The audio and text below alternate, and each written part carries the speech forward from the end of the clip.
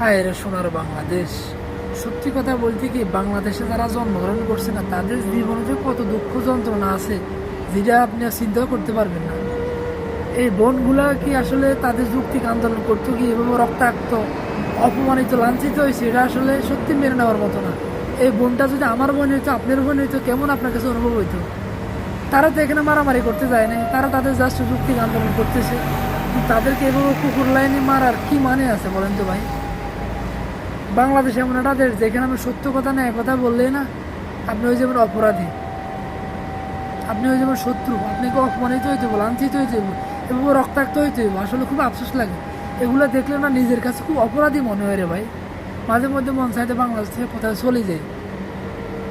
কারণ এই দেশে আপনি মানে অন্যায়কে অন্যায় বলতে পারবেন না, চোরকে বলতে হবে ভালো মানুষ, আর ভালো মানুষকে বলতে হবে চোর। সবসময়